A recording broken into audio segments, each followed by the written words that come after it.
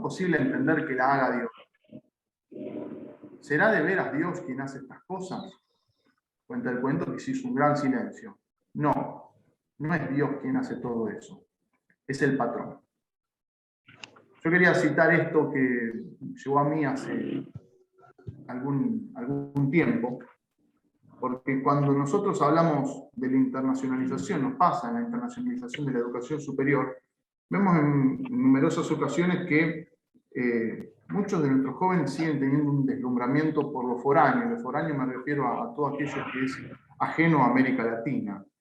Y seguimos, ¿sí?, como sociedad, no nosotros que nos convocamos en este tipo de congresos y encuentros, pero seguimos asimilando lo europeo a lo desarrollado. Y en esa concepción vemos que hay un montón de jóvenes que emigran buscando la esperanza de un futuro mejor. Y seguramente todos tendrán a alguien que ha ido a otros lugares del mundo en este momento, que se estará mudando a otros lugares del mundo, diciendo, bueno, me voy a radicar en este lugar porque es más seguro, porque tengo una esperanza de mayor estabilidad. Y esa promesa en algunos casos se cumple, y en muchos otros no. Por eso en realidad, yo lo veo mucho, yo doy clase en el nivel secundario y en el nivel universitario y terciario. Creo que este tipo de congresos, este tipo de encuentros es fundamental, porque nos permiten a nosotros, en primer lugar, cuestionar lo que ya sabemos, que son visiones hegemónicas, ¿sí?, que parecen instaladas, que parecen verdades irrefutables, y que solo se pueden dar desde lugares como América Latina, ¿no? Entonces, la idea de estos encuentros que nos permiten pensar los derechos humanos desde América Latina, con categorías propias de América Latina, plantear visiones alternativas desde continentes como el nuestro, nos permite poner en jaque incluso hasta algunas cuestiones vinculadas a visiones de desarrollo que parecen instaladas, ¿no? Por eso esto me comprende en lo profesional, porque mi especialización, de hecho, es el desarrollo sostenible. Yo me dedico fundamentalmente a todo lo que es vinculado al derecho ambiental y al desarrollo sostenible. Entonces, cuando nosotros pensamos o hablamos con alumnos en algunos seminarios qué concepción tenemos de desarrollo, nos cuesta mucho romper con esa visión con la cual nos han formateado desde chiquitos, ¿no? Así que bueno, estas son mis breves palabras, mi breve aporte, da para mucho más, seguramente será muy enriquecedor esto. Yo me voy a quedar un rato y después lamentablemente voy a tener que retirarme, pero desde ya todo el apoyo de la Secretaría de Relaciones Internacionales, de la Facultad de Derecho y de la Universidad Nacional de Rosario en este seminario que sin duda va a ser espectacular. Muchas gracias. Gracias a vos, Juan. A ver, yo estoy viendo un montón de cosas, pero la idea es que podamos trabajar, pensar relajado, que podamos cuestionar, que podamos escribir. El chat va a estar habilitado, seguramente alguien nos va a pasar las preguntas o las sugerencias o los sentimientos, que no es poco. Digamos, si algo divide la razón europea de lo latinoamericano es que nosotros no tenemos fragmentación entre razón y pasión. ¿Sí? El sujeto europeo se arma desde la razón. Digamos, en cambio en América Latina y en Caribe y en parte de África, poco, porque nos han enseñado muy poco de África, pasión y razón van juntos. No sé si Agustina está por ahí, porque también es importante la participación de las y los estudiantes desde el Centro de Estudiantes y desde la Secretaría de Realidades Latinoamericanas. No sé si la dije bien, pero me parece importante. Sí, está bien. Bueno, muchísimas gracias por acompañarnos.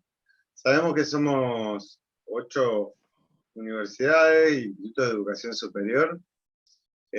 Por la asincronía y por los cambios de tiempo, las clases, las sesiones de trabajo, que no son clases, son sesiones de trabajo y de reflexión, van a quedar grabadas y bueno, seguramente le estaremos pasando el Classroom como para que las puedan ver, tanto ahí como en el canal de YouTube.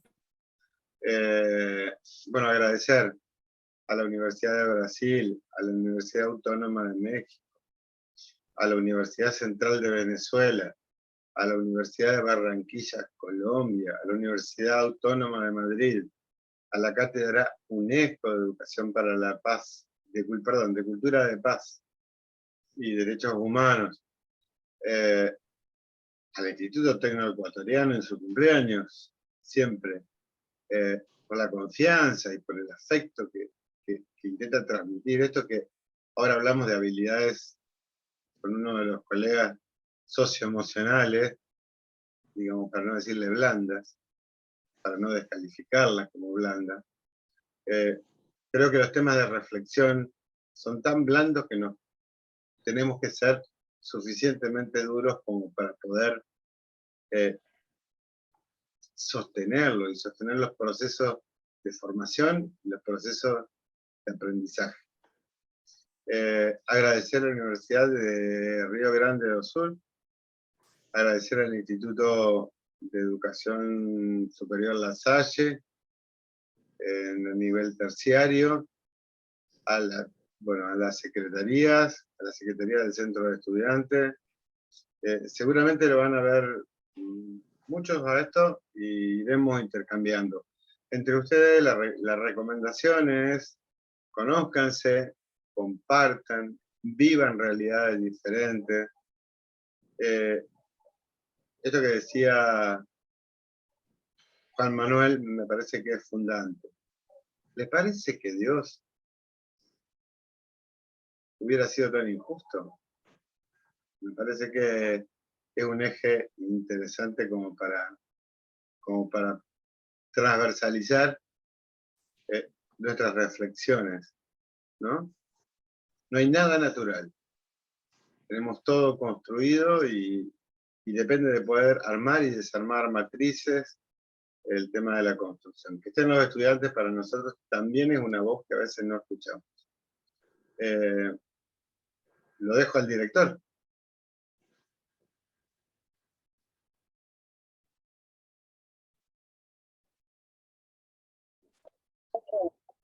Rolando. Julio, ¿me escuchan? Sí, se escucha. Bueno, estimado Julio, te agradezco mucho. Quisiera pues dar un saludo a cada uno de los expositores que están hoy aquí de diferentes países. También quisiera pues saludar a todas las entidades auspiciantes en este gran evento, en este seminario de invierno que nos ha convocado a quienes tenemos la vocación por la educación. Yo pienso que ese es el punto de partida para todos, puesto que todos los que estamos aquí tenemos esa vocación que nos enamora, que nos entretiene, que nos gusta. Y pues ese enlace nos ha permitido que el día de hoy pues comencemos este seminario. Ya hemos estado en otras ocasiones, en otros seminarios, en otros cursos, pero ahora tan importante, sobre todo para nosotros, como tú decías, Julio, estamos nosotros cumpliendo 20 años como Instituto de Educación Superior y este año es trascendental para nosotros, puesto que se viene un proceso de evaluación institucional y pues en ese sentido queremos fortalecer nuestras competencias a nivel de docentes y sobre todo en el tema de investigación.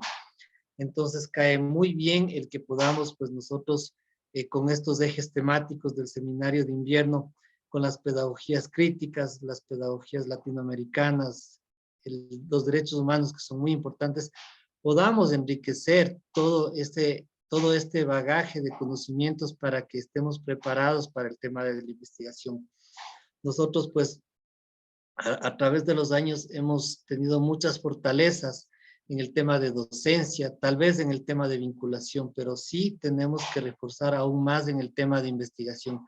Así que pues nuestros docentes comprometidos con este seminario, muchos de ellos que están aquí, algunos que irán llegando, pero comprometidos para sacar adelante esto. Y como tú lo decías, Julio, más que que más que se haya convertido en un curso, es compartir las experiencias mutuas de un país, de otro país, desde diferentes puntos de vista. Y sobre todo, pues siempre teniendo muy en cuenta lo que tú dijiste, las habilidades socioemocionales que son tan importantes al momento para desempeñarse en cualquier ámbito. Y pues esto que nos sirva para también hacer lazos entre los países, entre los expositores, las otras personas que están participando, porque de eso se trata también, de hacer una comunidad educativa. Así que muy gustosos y pues gracias del saludo a nuestra institución y estaremos presentes para poner el hombro y para participar en este seminario de invierno, estimado Julio. Muchas gracias. Muchísimas gracias a ustedes. He tomado la coordinación yo porque me salió. Pero gracias por recibirnos en su casa. Básicamente, y por iniciar con esto un trabajo más colectivo de tareas conjuntas y de equipos integrados entre distintos países. Creo que estamos a punto de escuchar la primera. Ustedes saben que tenemos sesiones sincrónicas, sesiones asincrónicas. En las sesiones sincrónicas se eligen algunos ejes temáticos. Hoy vamos a trabajar con el profesor Federico Ciarreta. Vamos a profundizar algunos temas. Los invito a que tanto en el chat como después en el espacio de intercambio lo podamos compartir y exprimir muy bien. Yo quiero, y esto me olvidaba, agradecer mucho a los profesores y las profesoras, tanto de América Latina como de Europa, digamos, que han renunciado a sus honorarios para que esto tenga accesibilidad. Ustedes saben que por un curso internacional los honorarios son muy altos y también a los trabajadores y trabajadoras de la educación se nos complica bastante poder pagar un curso internacional. Nosotros, gracias al equipo de trabajo internacional que debemos fortalecer, aún asumiendo errores que estamos teniendo, estamos probando esta nueva modalidad y seguramente nos va a salir muy bien. No sé qué te parece, Helen y Rolando, presento al conferencista.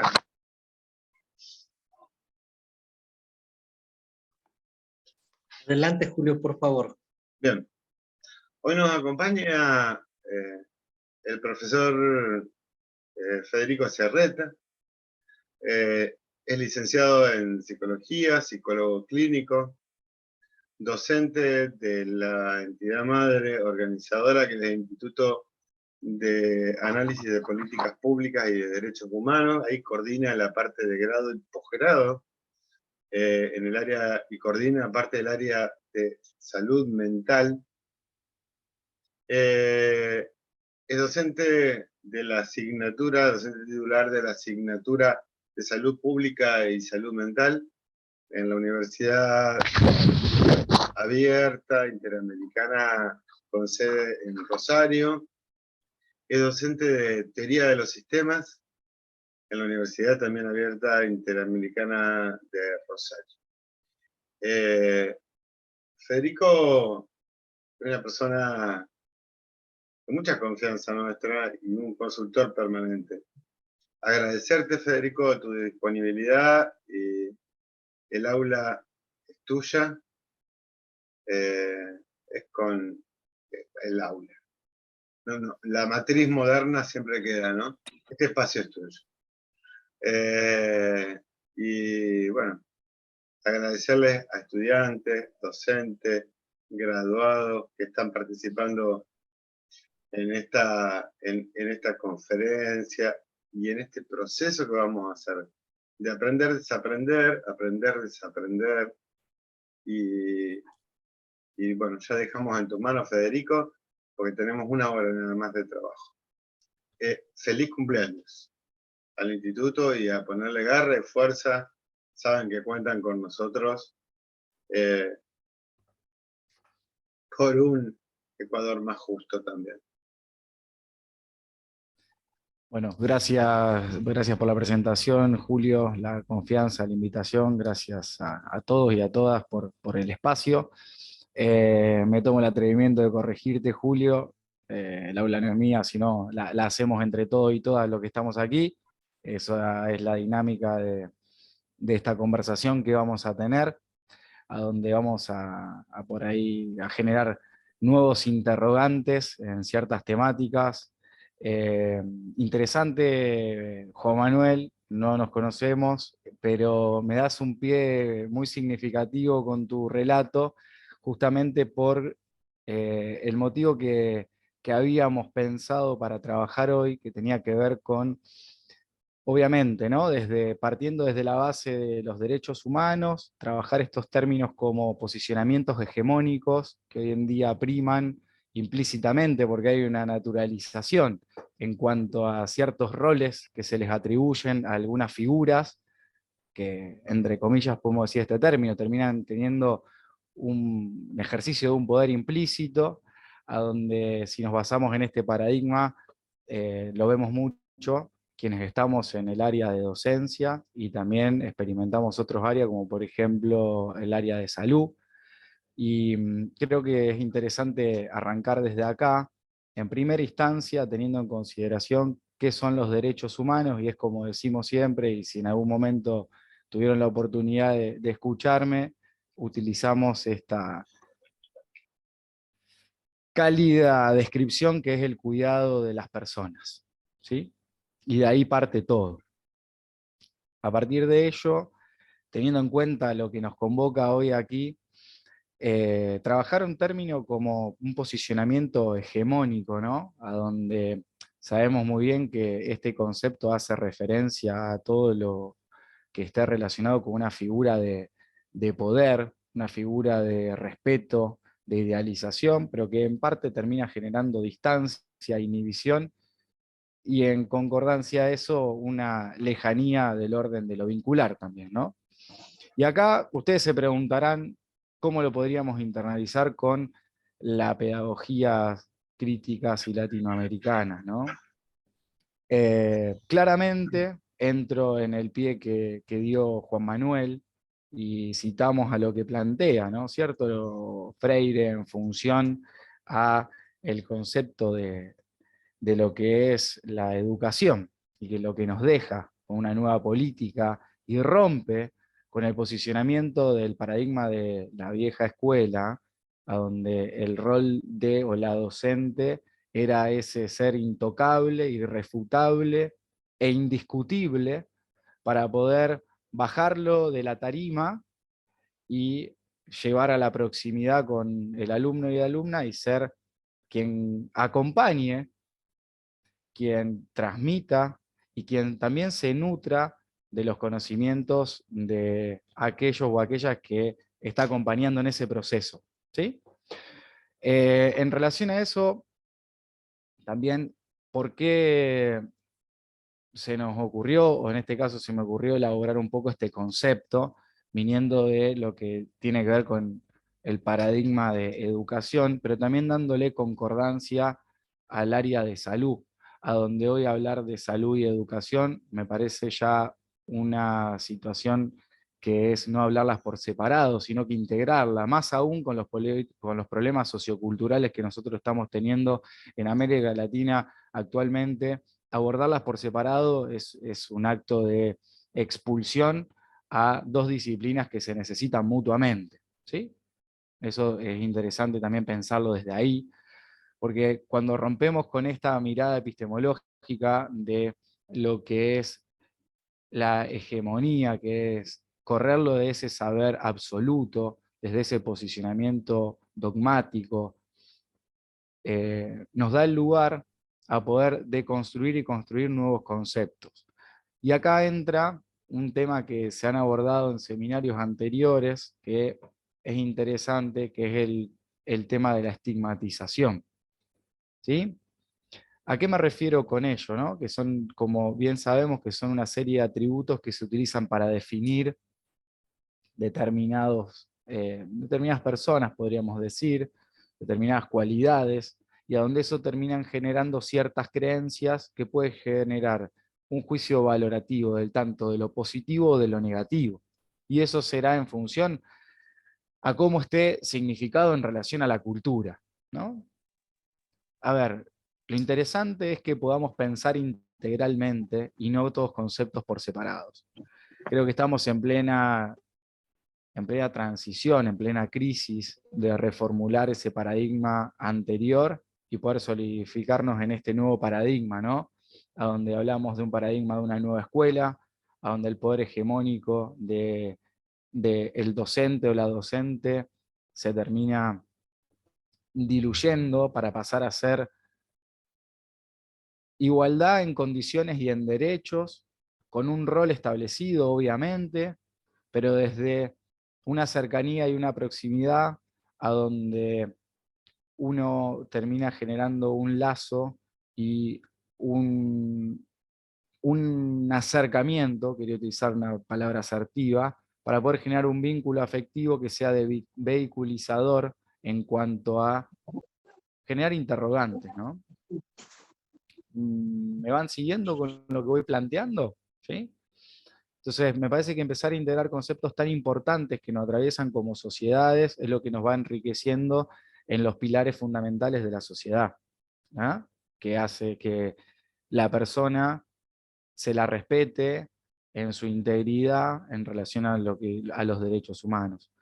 ¿Por qué trabajamos estos tres pilares? Cuando digo tres pilares hablo de el posicionamiento de la educación, el posicionamiento de la salud y las estigmatizaciones atravesados por un paradigma hegemónico en deconstrucción, porque son tres pilares fundamentales que uno aparece de las creencias colectivas, como pueden llegar a ser las estigmatizaciones, a su vez las necesidades que tenemos las personas, que es el derecho a la salud, y cuando hablamos de salud no estamos hablando de poder tener una asistencia médica. Cuando hablamos de salud hablamos de poder alimentarnos como corresponde, poder tener una vivienda digna, poder no pasar carencias, todo lo que hace a que una persona tenga salud.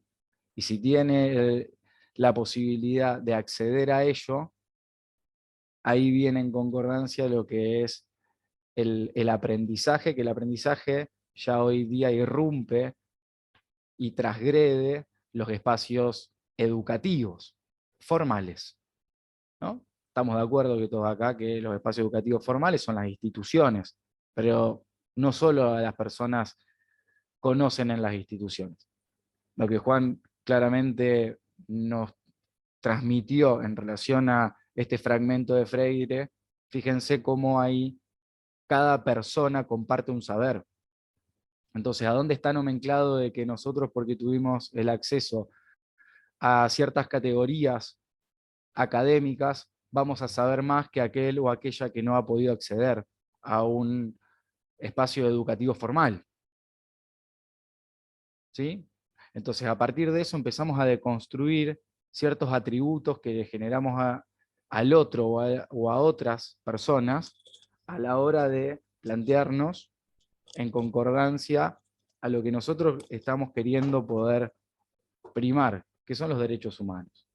Entonces acá empezamos a integrar los tres pilares fundamentales del seminario que nos convoca, ¿sí? Porque utilizamos pedagogías latinoamericanas, hacemos una mirada crítica que nos convoca aquí hoy día, porque que nosotros estemos viendo el avance que ha habido evolutivo, hoy día también nos encontramos quienes estamos en la posibilidad de estar frente a un aula a donde alumnos y alumnas todavía temen a hacer una pregunta, a donde uno le tiene que aclarar. Miren que conmigo se puede discutir, no me gustan. Es más, hoy día, lo tengo que reconocer, estar hablando, haciendo este monólogo, estoy esperando que termine para poder tener el feedback con ustedes, si hay algo que me genera mucha incomodidad. Entonces, a su vez, todavía hay un posicionamiento de varios docentes, de personas, como también hay un posicionamiento médico, a donde está bien arraigado lo hegemónico, es la distancia, es el supuesto saber, es el respeto a la autoridad, es el imponer temor. Porque que una persona tenga temor, porque la inhibición viene del miedo, a acercar, a decir, no entiendo esto, no sé de qué habla profe. ¿Sí? Les cuento una anécdota. Hoy damos comienzo en una de las asignaturas y utilicé un término en toda la asignatura, en la universidad. Tercer año, alumnos y alumnas de 21 años hasta 50 años. Y cuando termino digo, bueno, siempre hago el mismo ejercicio, que es cerrar con una pregunta abierta que no quiero que me respondan, pero que yo la voy a responder antes que ellos. Y siempre digo lo mismo. Yo espero de ustedes que se atrevan a discutir, que se atrevan a posicionar qué es lo que consideran en los temas que estamos trabajando y que fundamentalmente se atrevan a preguntar. Levante la mano el de acá, ¿quién no sabía tal concepto que yo nombré muchísimo? De casi 30 personas, levantaron la mano solo 7 que sabían de qué estaba hablando y las otras personas no lo sabían. Le digo, bueno, pretendo que a fin de año esto ya no pase más. Cuando ustedes no sepan el término que yo estoy utilizando, levanten la mano y lo puedan decir. Entonces, fíjense cómo implícitamente todavía seguimos con algunos comportamientos que nos llevan a generar ciertas conductas. ¿Mm?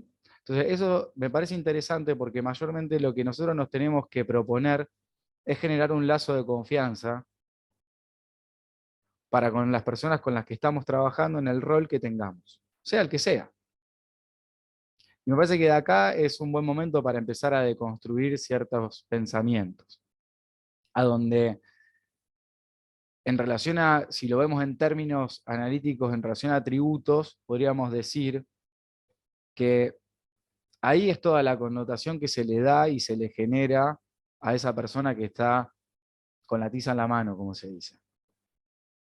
Como que tiene el supuesto saber, como que sabe más que uno, mirá si opino y me equivoco, mirá si me dicen algo, mirá si me salen con alguna barbaridad, como más de uno de los que estamos aquí nos ha tocado atravesar en nuestro recorrido académico. ¿Quién nos sintió en algún momento una situación de violencia por parte de un educador o una educadora? Solo levanten la mano si no lo sintieron, levanten la mano. En alguna situación de examen, en alguna pregunta. ¿Está? Entonces, a partir de ello, me parece interesante que podamos empezar a pensar qué es lo que pretendemos nosotros y a qué apuntamos en función a nuestro gran compromiso a la hora de tener la grata posibilidad de encontrarnos haciendo lo que nos genera tanto placer. ¿Está? ¿Vamos siguiendo el hilo para dónde vamos apuntando? Por favor, si no me interrumpen, porque me parece interesante poder generar una dinámica que nos llevemos más allá de cuestiones teóricas. A raíz de eso... Perdón, Federico. Tania Sí. levantó la mano. Perfecto. Buenas tardes con todos y todas. Soy Tania Claurrano del Instituto Tecnoecuatoriano. Yo quería preguntarte, Fede, ¿cómo rompes ese paradigma con tus alumnos? Nosotros trabajamos con chicos de 18 años hasta la edad que quieran integrarse a educación. Entonces muchos tienen 20 años sin haber estudiado antes, versus los que están recién salidos del colegio. Entonces, esa diferencia entre dos, casi una generación de estudios es muy amplia, pero no sé, en mi caso, cómo tú puedes romper ese saber, ese miedo, porque tienen miedo, sí, al maestro o a equivocarse, pero también tienen miedo a preguntar por cómo les juzgan los compañeros. Entonces, en ese sentido, ¿qué estrategia tú tienes como para romper eso, o darles más confianza? Bien, muy buena la pregunta. Gracias. En primera instancia, cuando uno ingresa a un nuevo espacio, el desconocido es uno. Primero saber eso. ¿Está? Porque si hay un grupo que ya viene consolidado de años anteriores, a un grupo nuevo a consolidar son dos parámetros distintos. Más allá de que sea un grupo que viene consolidado, en primera instancia, cuando entro al aula, saludo uno por uno a cada persona. Después invito a que rompamos el paradigma tradicional de vamos en fila y hagamos un círculo donde podamos, percibirnos entre todos y todas, por el hecho de que hay algunas personas que no puedan llegar a tener la posibilidad de verse o de escucharse, ¿sí? Pero pueden tener el contacto de la proximidad. Entonces es trabajar en semicírculos. Porque que uno esté hablando y que la otra persona le dé la espalda, eso también es bastante violento, aunque me esté escuchando. Porque genera frialdad. A raíz de eso, me presento. Me presento no es soy Federico tal y lo que pudieron haber escuchado ustedes, ¿no? Sino que me presento, digo quién soy en esto. Soy Federico, soy papá de Benito y Antonia, tengo una gran compañera a mi lado y este es mi recorrido profesional. Ahí inmediatamente yo ya me humanizo desde ese punto de vista. A partir de eso invito a que cada uno, cada una me pueda contar brevemente quién es. Y fundamentalmente, como uno ha ido leyendo, ha ido estudiando y va viendo y percibiendo, hablar. Bueno, miren, mi estilo de trabajo es este. Mi estilo de trabajo es la dinámica de taller, la dinámica de compartir conocimientos. Yo acá no estoy siendo alguien que soy intocable, sino todo lo contrario. Quiero que discutan conmigo, quiero que me digan, profe, no estoy de acuerdo, que si necesitan algo también, y incluso si hay algo de la asignatura que no está en la currícula y lo quieren traer para que lo trabajemos, bienvenido sea, porque este espacio es de ustedes. Y yo estoy acá para acompañar. Y a partir de eso ir generando el lazo de confianza que se necesita. Ese es el término fundamental, es poder generar confianza. ¿Sí? Obviamente entendiendo los roles que tenemos. Porque eso es importante también. Si no, uno no puede ser un par de la otra persona. Sí puede estar en igualdad de derechos y de condiciones, pero también uno tiene que saber los roles para poder brindar lo mejor de sí. Entonces creo que acá el concepto central y que cada uno y cada una tiene que desarrollar sus herramientas propias, donde se sienta más cómodo, es generar un lazo de confianza con las personas que estemos acompañando. La confianza, cuando uno se siente seguro, no hay temor.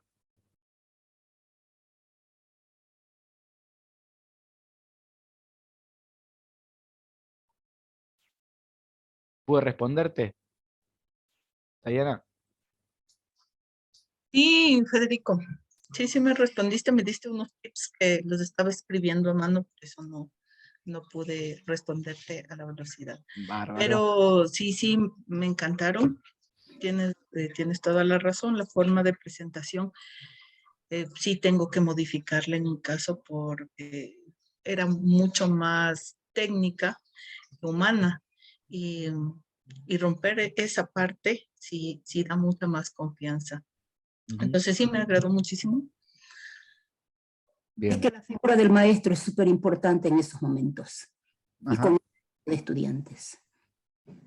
Sí, el estudiante llega a la institución educativa, sí, con muchísimas limitaciones, pero la figura del maestro es muy importante para ir derribando esas dificultades que el estudiante tiene. Y como dice Federico, pues es generar confianza en el estudiante. Una vez que el docente generó confianza en el estudiante, se suelta y se iguala, y va a igualarse al grupo de jóvenes, en este caso, como decía la Tangita, ¿no? Al grupo de jóvenes, y se iguala, Y entonces van en una vía, digo yo, en una vía en la que ya no tiene dificultades, ya no hay temores, ya no hay inconsistencias en esa persona adulta. Esa es mi idea. Hay un término de un psicoanalista que estudió mucho el desarrollo evolutivo infantil, John Bowlby, que lo utiliza para hablar del rol del terapeuta con sus pacientes, que dice poder generar una base segura. Aplica al 100% en nuestro rol como docentes, ¿sí? Una base segura es aquella que le va a poder ayudar al otro a desarrollar herramientas para afrontar aquellas dificultades que se presentan. Lo Ana, podemos articular perfectamente. perdón, Ana. Sí. Bueno, retomando lo que dice Federico con respecto a la confianza, también hay algo que nos pasa o nos ha pasado, pues, que a veces subestimamos las habilidades de nuestros estudiantes. Uh-huh.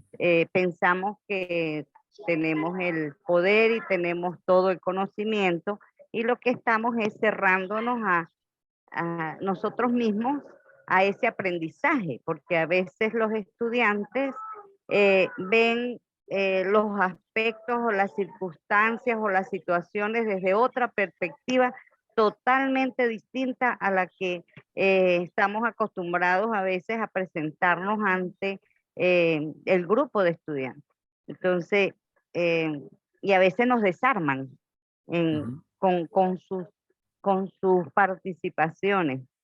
Entonces, yo estimo que esa forma de ingresar, que sean ellos los que aporten, yo soy un facilitador, yo puedo cerrar con lo que ellos no abordaron anteriormente y que verdaderamente si hoy en día se está hablando de la independencia, de que el estudiante tenga aquellas habilidades de autorregulación del aprendizaje, entonces yo debo dejarlos, porque hablar, por ejemplo, de competencias, donde está incluido todos estos términos que hoy en día nos llaman, eso es un constante hoy día de los cambios que debemos hacer en los currículas y todo esto que usted está exponiendo, que si la confianza, que si dar esas oportunidades al estudiante, sin eso no vamos a lograr dar un paso hacia adelante en lo que hoy el currículo nos reclama.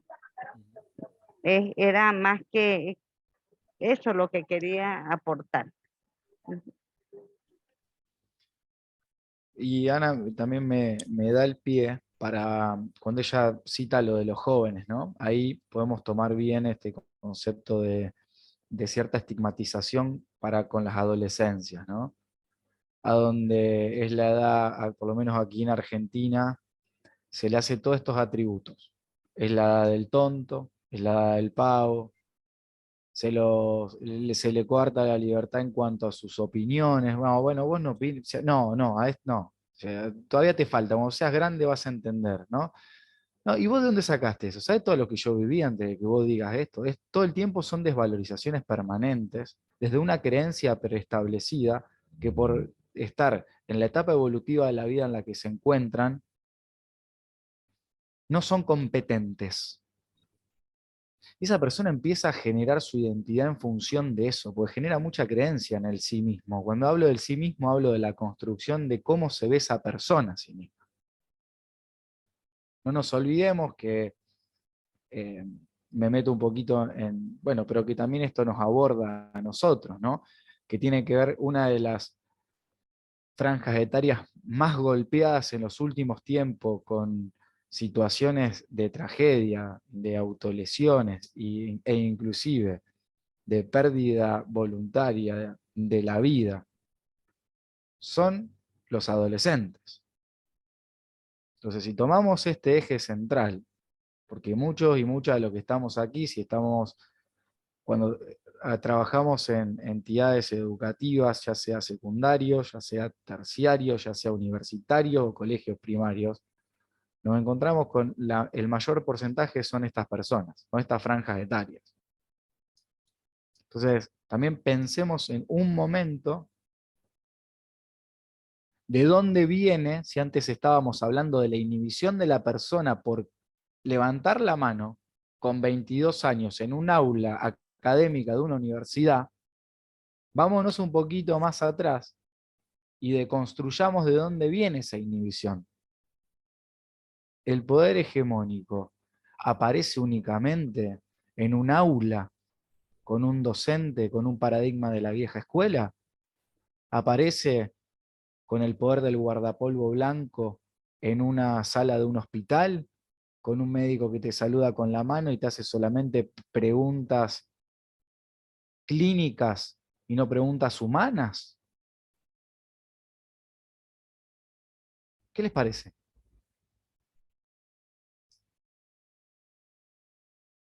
Terrible. Ajá. ¿Por qué terrible, Ana? Porque ahorita estaba pensando en algo, que son experiencias que han pasado, que digo, verdaderamente, pues, hablar de derechos humanos, estaba comentando de que, ay, vamos a tener un seminario, me parece bien interesante, que le invitaba a una persona. Dice, ¿cómo es eso? Fue duro el comentario de que los derechos humanos son los que están acabando con todo esto hoy en día. Pero, y eso me trae a colación el hecho de que también debemos a la par recordarles a nuestros estudiantes de que si yo te estoy hablando de derechos humanos, también tenemos unos deberes, ¿verdad? Y allí es donde hay ese encuentro. Yo tengo derecho a la educación, pero también tengo un deber, ¿verdad? Un deber que hay que, a la par, irlos trabajando con ellos. Es que lo importante es ver que en este cambio de paradigma se salió de respetar la currícula a respetar la necesidad de las personas. Así es. Antes tenía que entrar el concepto permanente. Que se lleve en la ecuación de matemática cueste lo que cueste. Sin ver quién tengo enfrente. Si nos vamos a la Convención Internacional de los Derechos de los Niños, Niñas y Adolescentes, ¿cuánto hacen que ellos tienen sus derechos en relación a la ley? Antes eran objetos, hoy son sujetos de derecho. Bueno, préstame tu chanchito ya. ¿Qué estás queriendo? Sí, estaba cargando. Déjalo, hasta que venga a recibir, ya me prestas ya. Entonces me parece interesante poder también... ¿Alguien quiere...? Me parece interesante también poder pensarnos por fuera de ese marco, ¿no? Porque también nos da una mirada más amplia de con quién o quiénes nos vamos a encontrar.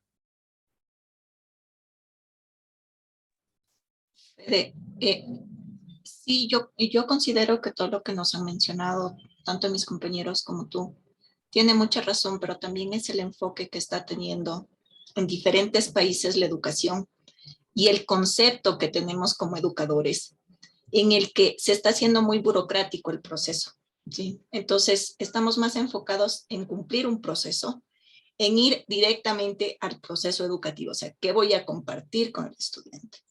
Y eso me limita, ¿sí? Entonces, al marcarme un objetivo, lamentablemente no sabemos hacer objetivos. Ese es el gran problema. Entonces, cuando yo quiero alcanzarlo, no lo logro.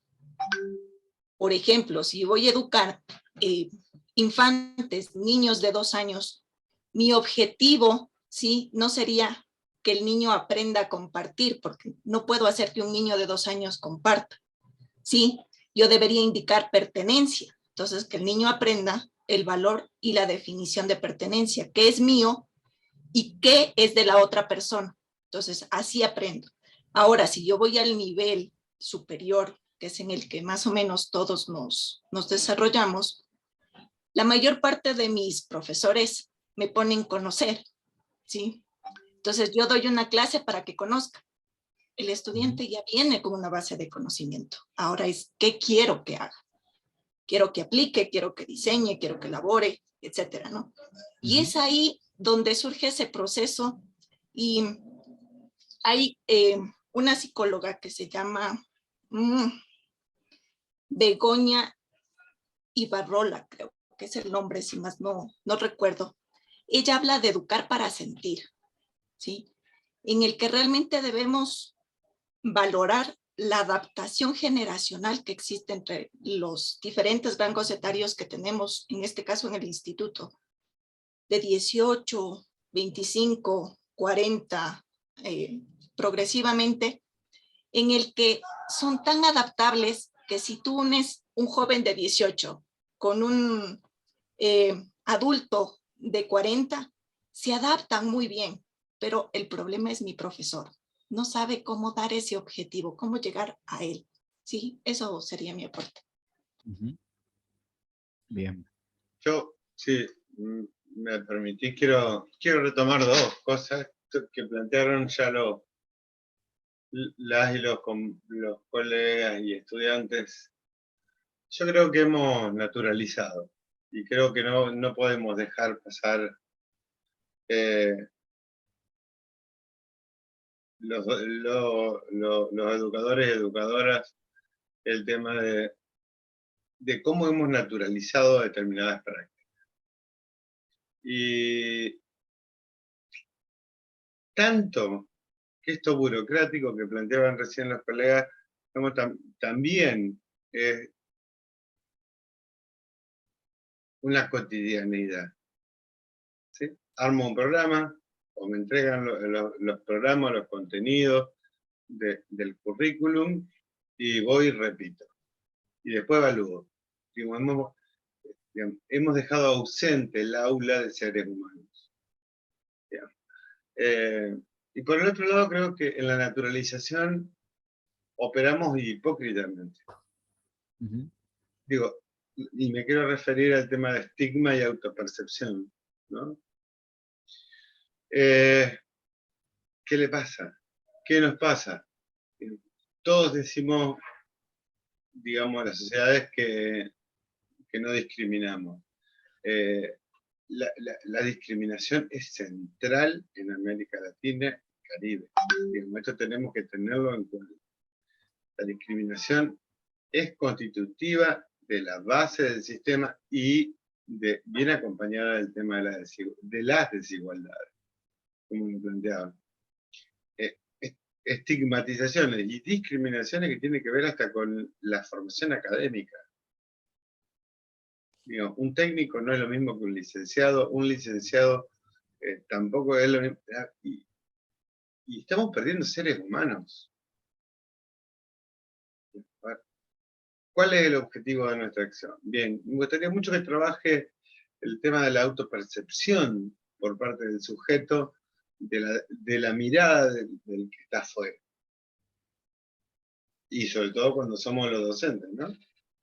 O los operadores en derechos humanos, o los estudiantes. A ver, ¿cuáles son las repercusiones? A ver si entendí bien la pregunta, Julio. ¿Cuáles son las repercusiones que tenemos a la hora de encontrarnos con las estigmatizaciones naturalizadas? Y cómo eso nos deja en un condicionamiento en función a cómo nos vemos a nosotros mismos, como sujetos, cómo me veo yo como Federico, cómo te ves vos como Julio, ¿no? Y me parece muy interesante porque ya desde nuestros orígenes, entre comillas, cómo nos descubrieron, ya nos estigmatizaron, ¿no? Nos pusieron con un estereotipo físico en los manuales educativos, a donde nos describieron con un tono de color que se usa para lo negativo, disculpen la vulgaridad, semi en pelotas, ¿no? Y con un condimento de pobreza, a donde bajaban de barcos prestigiosos con mucha riqueza a aquellos que venían del primer mundo. Nada lejos de cómo vemos hoy, ¿no? ¿Cuántas de ustedes están acá y tienen gente conocida, o a lo mejor ustedes mismos dicen en Europa primer mundo, como decía el doctor, me parece que lo dijo, ¿no? En su momento. De esto de andar alabando que allá es todo mejor, diríamos. ¿Es todo mejor o nos generaron esa creencia de todo mejor? Porque eso empieza a responder la interesante pregunta que hace Julio para que podamos ver cómo constituimos y construimos nuestra identidad colectiva de nosotros, latinoamericanos y del Caribe, con un término muy violento, ¿no? Como nos suelen decir,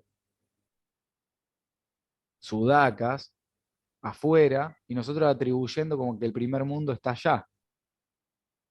A donde copiamos también cierta filosofía occidental y no nos permitimos ir más allá de eso también, o hasta la propia también, ¿no? Mientras que tenemos hoy algo que es muy interesante que podamos pensarnos, que desde nuestra propia identidad estamos construyendo un paradigma revolucionario, porque la ruptura del pensamiento hegemónico, si lo tomamos a Freire, sale de acá,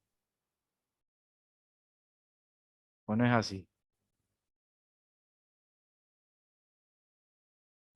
Entonces, llevémoslo a la cotidianidad y en lo que hablábamos en relación a los adolescentes, como para seguir con esa línea. Si un adolescente crece en un espacio sociocultural a donde la sociedad ya lo está estigmatizando porque es un pibe o una piba, como se le dice acá en Argentina, de un barrio humilde, de pocos recursos económicos, a donde no solo tiene pocos recursos económicos, sino tiene pocos recursos también en cuanto a la asistencia de otras necesidades básicas, implícitamente ya está preestablecido que esa persona va a terminar siendo, más en nuestra ciudad de Rosario, con todos los problemas socioculturales que tenemos, ¿no? Choro, Ladrón. albañil, perdón, ladrón, pero acá se le dice despectivamente choro, ladrón, albañil, un repartidor, pintor o un vago que cobra asistencia del Estado.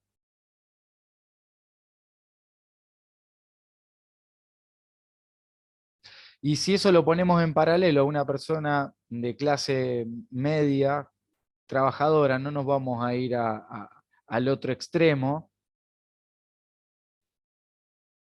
tiene otras herramientas y otras posibilidades, a donde también tiene la presión subjetiva de tener que superar todo lo que su familia no pudo hacer, diríamos, ¿no? Ahí entran ciertas presiones implícitas, ciertos mandatos que también hacen a los estereotipos, para no caer en eso, porque con eso también se presiona a los pibes. ¿Cómo vas a elegir esta tecnicatura? Y acá entra lo que decía Julio, cómo aparecen ciertos atributos, y antes hablábamos del miedo, entonces cómo esos atributos terminan generando ciertos temores, que el temor genera inhibición y eso genera una calidad de vida adversa. Porque muchos jóvenes eligen carreras, entre comillas, universitarias, porque por suerte tienen la posibilidad de elegir, pero ¿hasta dónde está la posibilidad de elegir? Si en realidad no la eligen por deseo, sino la eligen por temor o imposición.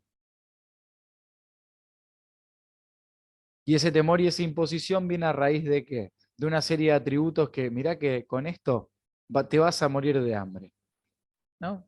¿Qué vas a estudiar? ¿Profesor de gimnasia? No. Va a renegar, va a estudiar, va a estar un montón de horas y no te va a morir de hambre.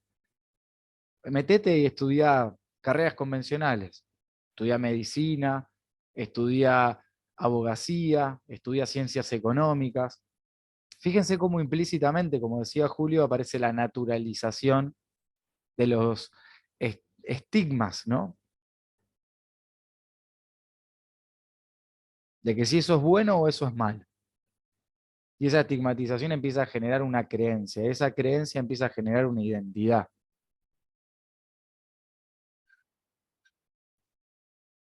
Entonces, esto es interesante para que también nosotros podamos pensarnos en nuestros roles,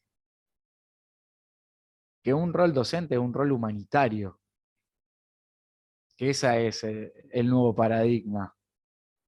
Es un rol humanitario. ¿Quién no está de acuerdo con que es un rol humanitario? Con que es acompañar la subjetividad de una persona. Atrévanse, ¿eh? ¿Hay alguien que no esté de acuerdo?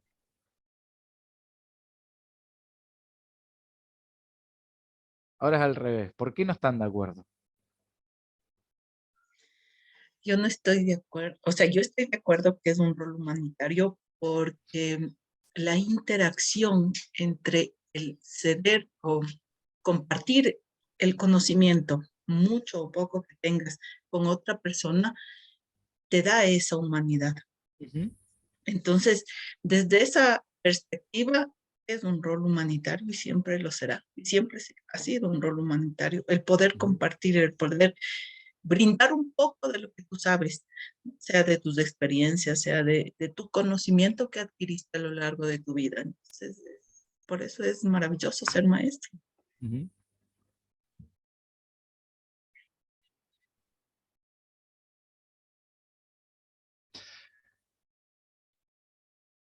A ver, hay una pequeña trampa en lo que es un rol humanitario. Obviamente, si estamos en interacción social, estamos trabajando entre nosotros, ¿no? Ahora, en acompañar subjetividad, ahí entra el sostenimiento afectivo emocional. Cuando hablo de sostenimiento afectivo emocional, y una compañera acá habló de una terapeuta donde habla de construir desde lo afectivo, ¿no? ¿Es así que había dicho? Que no recuerdo bien quién Sí, fue, pero justamente aprender de las emociones. aprender desde las emociones, perfecto. Desde las emociones es generar una experiencia, y esa experiencia puede ser positiva o negativa, no las emociones, sino la experiencia que yo tenga en función a lo que estoy viviendo. Eso es acompañar una subjetividad. Y cuando hay una experiencia de gratificación, todo se hace más fácil. Y aparece el bajar las defensas. Y el bajar las defensas hace implícitas, que tenemos todos y todas. Y eso hace que se genere un espacio cordial. Y ese espacio cordial me habilita a poder tener interrogantes. Como decía Bowlby, psicoanalista que mencioné anteriormente, que es el creador de la teoría del apego, que los invito y las invito a que lo lean, nos genera el instinto de explorar, sin limitaciones, de jugar. Y lo más rico que tenemos, entrada a la adolescencia, que el jugar es proyectar sobre cuestiones que pueden ser sólidas, ¿no? El famoso se puede soñar despierto. Se pueden armar proyectos sólidos en función de eso. Volviendo a lo que es la naturalización de ciertos estigmas sociales, fíjense cómo generan la mirada que tenemos sobre nosotros mismos y sobre los demás. Y cómo hoy día eso está implícitamente establecido. Que son ciertas cuestiones que tenemos que ir deconstruyendo para ir reconstruyendo una amplitud de cómo vernos y cómo movernos frente a las disciplinas en las que hoy nos desenvolvemos, ¿no? Hoy día hay un gran tema que nos ocupa y nos preocupa, que tiene que ver con las estigmatizaciones dentro de los espacios educativos, a donde todavía cierto paradigma hegemónico aparece en torno a los diagnósticos de salud y las pocas herramientas que hay. Entonces, como lo dijo el neurólogo, lo dijo la neuróloga, lo dijo el psiquiatra y demás, se encuadran a ciertos niños, niñas y algunos adolescentes en las patologizaciones y lo que eso conlleva también. ¿O no es así? Entonces, a raíz de eso, es interesante poder empezar a deconstruir ciertos estigmas preestablecidos para poder generar una subjetividad menos contaminada de atributos adversos. Porque también los estigmas pueden ser atributos positivos, ¿no? ¿O no es así? ¿Hay alguna pregunta? No, a ver, yo no tengo levantada las manos de nadie.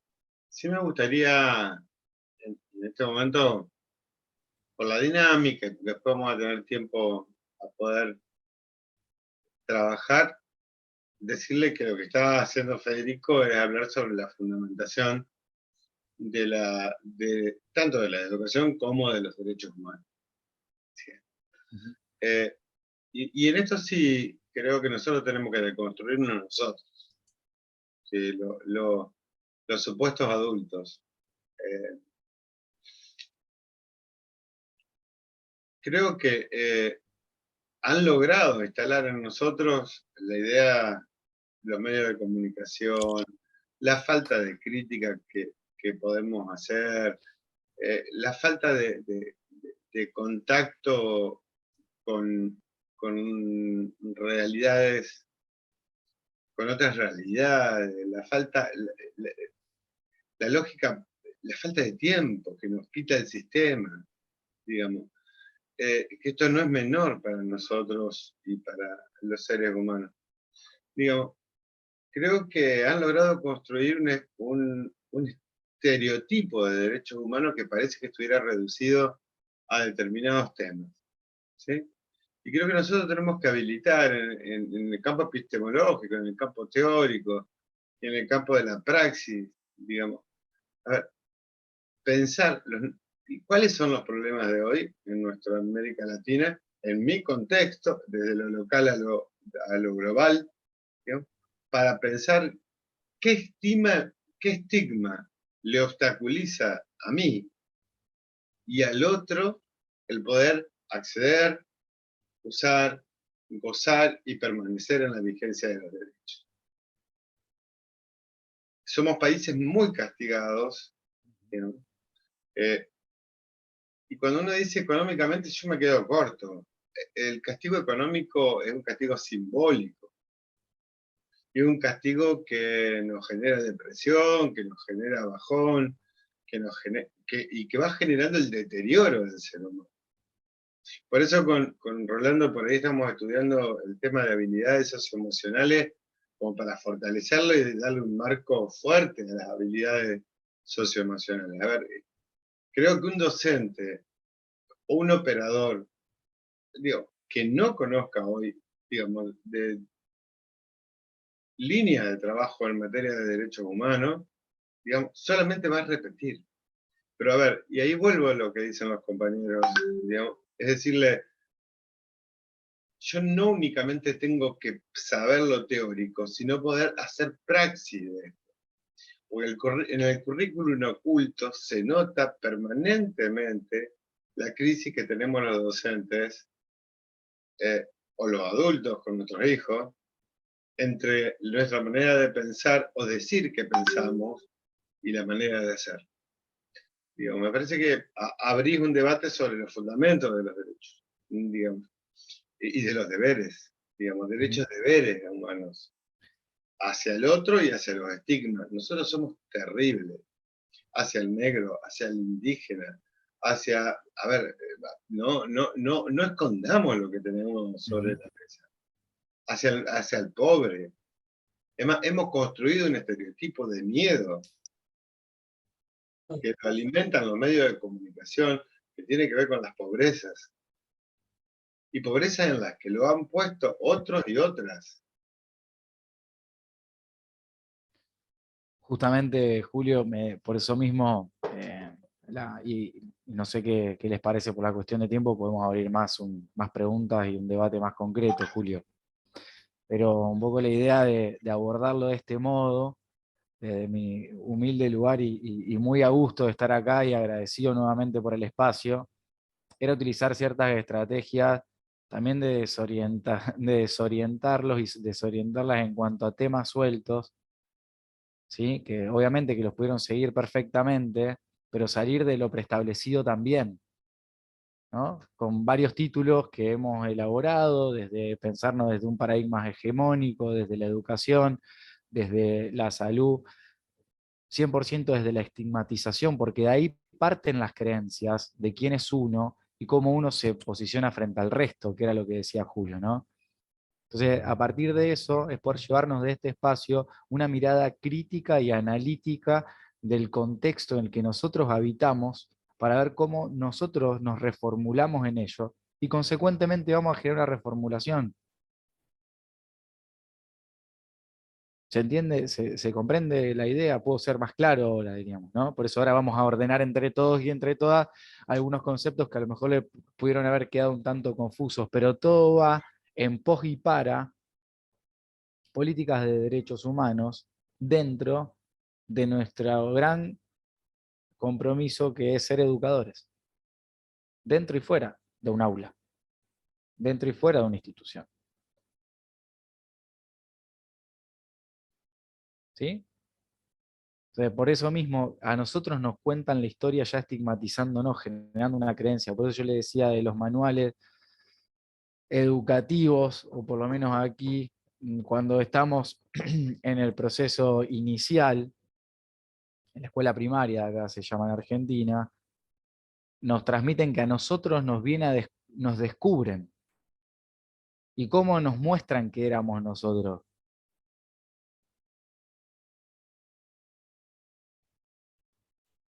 Y todo el juicio de valor que se hace a raíz de nuestros orígenes. Y a partir de ahí vamos construyendo nuestra identidad,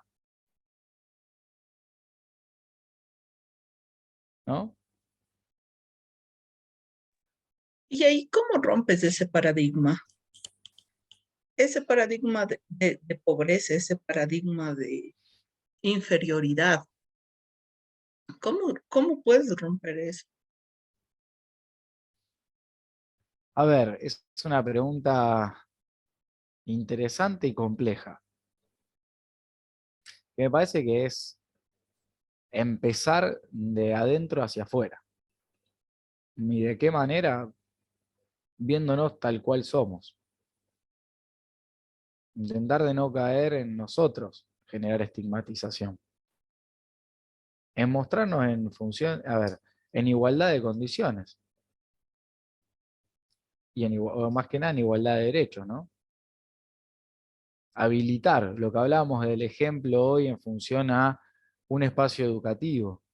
En si parás en un semáforo y hay un niño que te golpea el vidrio para limpiar el limpiavidrios de adelante del coche, no ignorarlo, mirarlo a los ojos y por lo menos decirle no, gracias. Pues ese niño ya perdió todo, está más que vulnerado y nosotros le seguimos generando violencia con una respuesta. Suena idílico, y lo sé, ¿eh?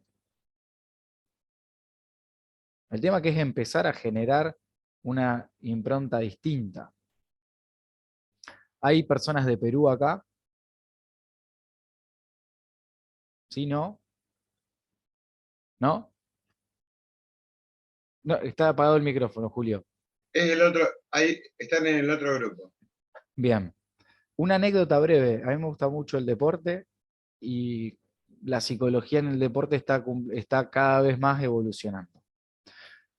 Cuando el Tigre Gareca agarra la selección de Perú, Tigre Gareca es un director técnico argentino, lleva un psicólogo deportivo. ¿Y saben qué es lo primero que trabaja con la selección de Perú?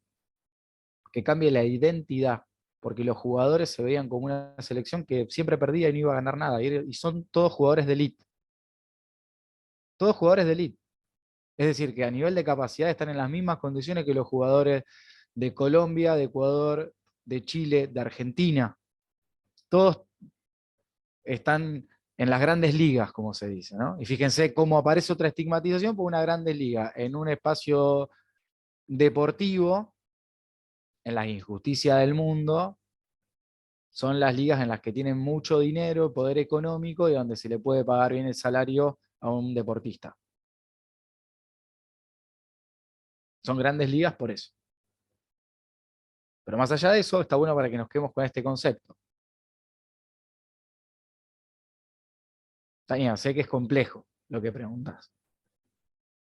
Me parece que nace desde ese lugar, ¿no? Sí, Nace de que no hagamos juicios de valores para los demás. y Federico es una forma diferente de ver el mundo.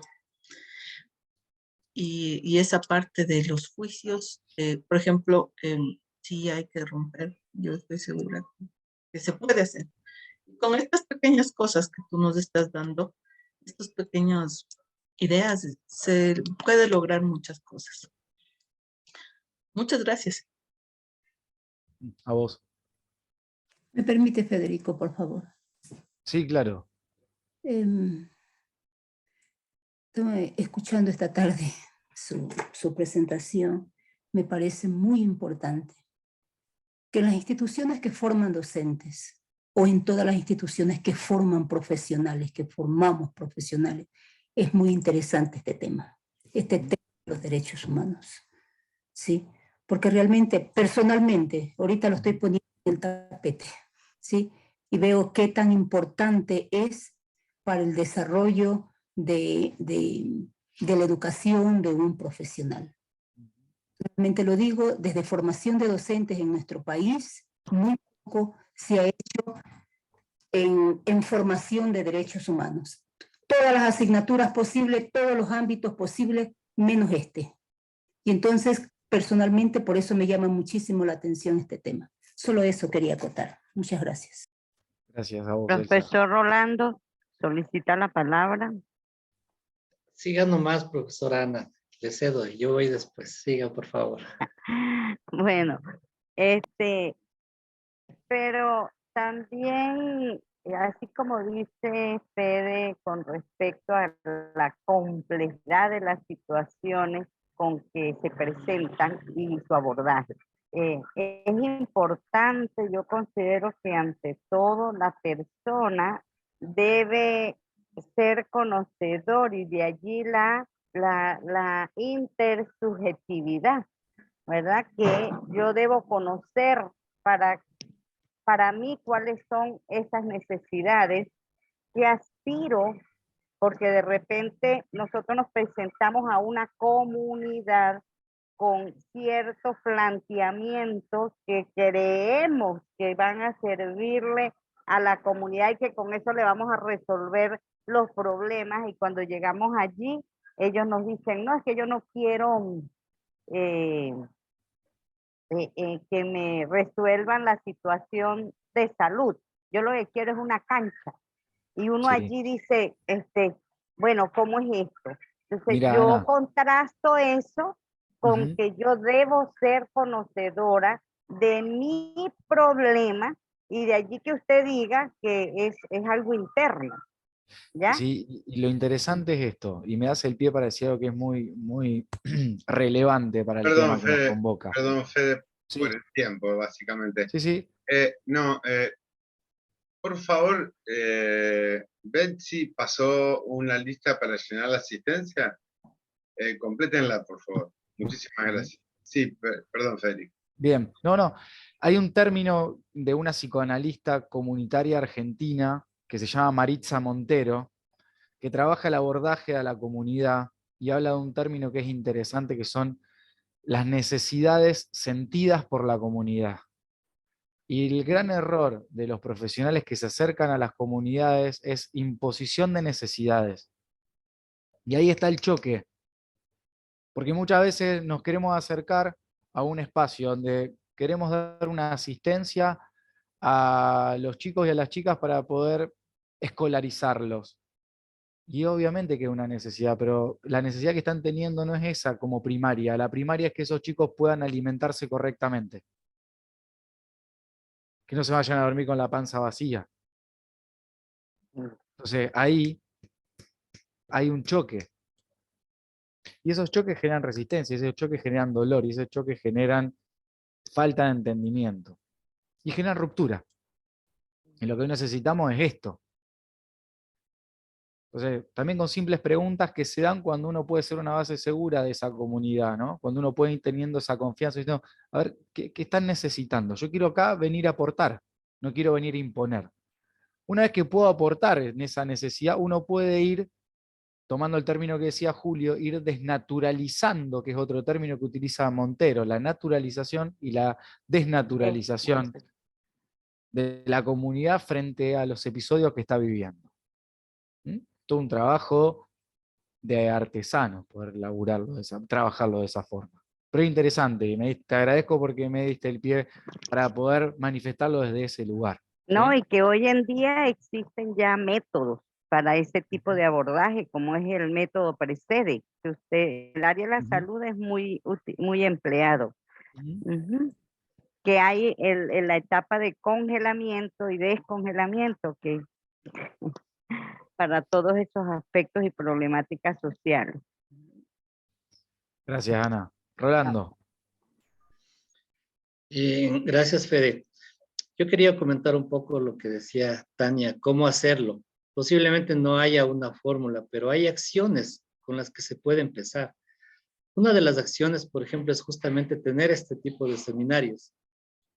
Yo estoy seguro que si uno llama a un seminario en donde le pone un nombre un poquito más atractivo, todo el mundo va, pero a veces cuando uno escucha derechos humanos, dice, pero todos conocemos de derechos humanos, o sea, ¿qué tan importante puede ser? Y no se le da la importancia necesaria de lo que es. E incluso, de pronto, si dándole la importancia, el conocimiento que uno debe adquirir es el personal, porque los derechos humanos estamos hablando de todas las personas, entonces no solamente estamos hablando que el derecho de los niños, del derecho de las mujeres, no, estamos hablando del derecho de los empleados, del derecho de los hombres, el derecho de absolutamente todos. Entonces, uno debe entender a profundidad qué derecho yo, Rolando, estoy tal vez, estoy incumpliendo con esas personas, yo. Y desde ese punto cada uno deberíamos hacer ese análisis, porque podemos decir que nos sentimos tal vez estigmatizados porque formamos tecnólogos y comenzamos nosotros como formadores de tecnólogos comenzar a estigmatizar a las universidades, por ejemplo. Entonces también ya me estoy yendo contra un derecho, entonces es importante conocer los derechos a profundidad y poder tratarlos. Y por supuesto, como decía, una de las acciones puede ser esta. Otra muy importante para entender los derechos humanos es justamente, y perdón que vuelva a mencionarlo, las habilidades socioemocionales. Cuando uno se vuelve más empático, cuando uno se vuelve más persona, cuando uno puede interactuar de mejor forma con los demás, pues aprende a respetar los derechos de los demás. No importa el derecho que sea, porque a veces uno puede decir, no, pero es que eso no es ni siquiera natural. No importa, lo importante es tener la tolerancia, y ni siquiera la tolerancia, sino ser naturales ante una situación diferente que no esté de pronto dentro de nuestro entorno. Entonces yo pienso que una de las formas de romper estos paradigmas es educarnos, capacitarnos. A veces es triste pensar que los docentes, por ejemplo, se interesan más por los temas tecnológicos, por los temas de habilidades duras, y le menosprecian a las habilidades socioemocionales, cuando vemos que es el soporte de todas las cosas que hacemos las habilidades socioemocionales. Y otra cosa también que quería decir, la educación siempre va a ser solidaria. Yo en algún momento decía, ¿por qué las personas que invierten en educación invierten? Pudiendo invertir en algo que les dé un poco más de recursos y sin tener tantos problemas. Porque hay una vocación, porque son solidarias con el tema. Entonces, desde la cabeza de las instituciones tienen que hacer sentir esa solidaridad, esa entrega por la educación, esa vocación, para que de ahí, pues en cascada, vaya a sus profesores, a sus empleados y absolutamente todos. La educación es una vocación que genera recursos, estamos de acuerdo, pero si no hay una vocación, si no es solidaria, pues posiblemente se quede estancada y no tenga el sentido real que debe tener la educación. Eso nomás era. Gracias, Fede. No, a vos, Rolando. Totalmente de acuerdo. ¿Alguna otra pregunta, otro aporte?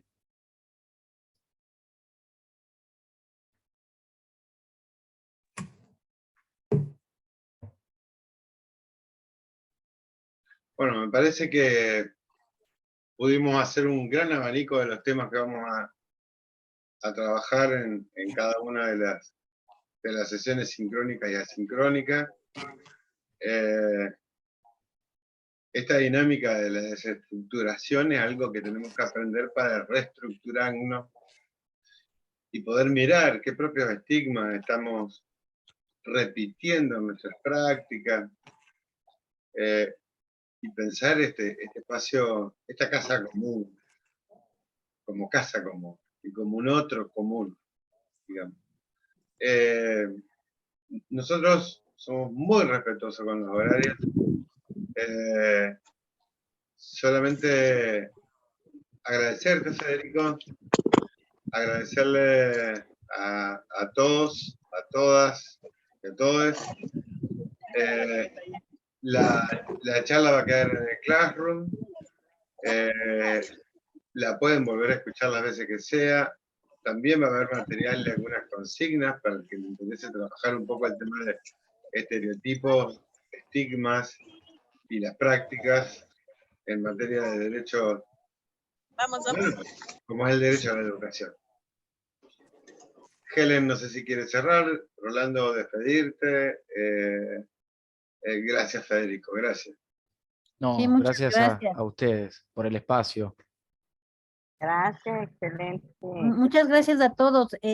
Espero que tenemos aquí del instituto bastantes profesores técnicos y como decía Rolando, no entendían la razón de esto.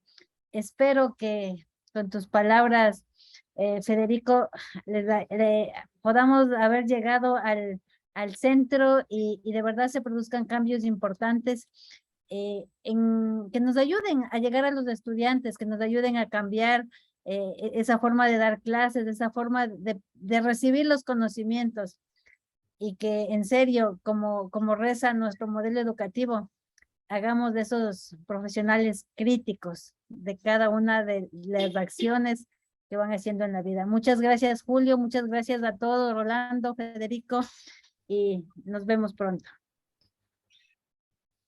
Bueno, ya los informaremos. Entonces, de la próxima sincrónica, las asincrónicas están ya colgadas en el Classroom. Helen les va a pasar el Classroom y ingresan directamente. Julio, un último aporte. Sí. Recuerden el concepto de base segura. Siempre en pos y para los derechos humanos, ¿sí? Después, si lo necesitan, yo les paso material. Me parece que es muy interesante porque desde el concepto de base segura podemos generar empatía, entendimiento, afectividad, sociabilización, respeto y fundamentalmente la confianza que se necesita para poder acompañar en un proceso educativo, de salud y todos los procesos en los cuales nos encontramos las personas. Muchas gracias. Betsy sigue insistiendo con que llenen por favor La asistencia. la asistencia. Todos y todas. Gracias, Betsy. Bueno, muchísimas gracias a todos ustedes. Y como siempre estamos en contacto para poder seguir ya profundizando, ya trabajando y agradecerte, Federico. Nos estamos viendo entonces pronto. Gracias. La próxima sesión todos prenderemos la cámara. Gracias. Por favor. Gracias, hasta luego. Tengo Una buena tarde. Perdón, Adiós. tengo un requerimiento de acá de Argentina. Cristian. No sé si está Cristian. Necesitamos el número de teléfono porque hay una reunión del Congreso Internacional de Educación que no sabemos cómo es el apellido de Cristian. No. Cristian Cabascango. Cristian, Pues, nos pasa o le pasas a Helen el número de teléfono, así te agregan en el grupo del Congreso Internacional de Derechos Humanos, por favor. Bueno, supongo que dijo que sí. Y si es que no dijo, ya te pasamos el teléfono igual. Ahí tiene algo de señal. Sí, Aquí hay 3 Cristian. Cristian Sí, ya se lo Tupiza, envié. Cristian Guerra, Cristian Cabascango. está bien. Es Cristian Cabascango, porque él Ok. fue a la reunión por el área de investigación, sí. Ah, chévere. Sí, yo fui. Cristian, esperamos. Espera, Agustina, tu teléfono, por favor. Bueno, a pasar buena tarde. Y muchas Igual, gracias. muchas gracias a todos y todas. Gracias. Pura vida. Hasta luego.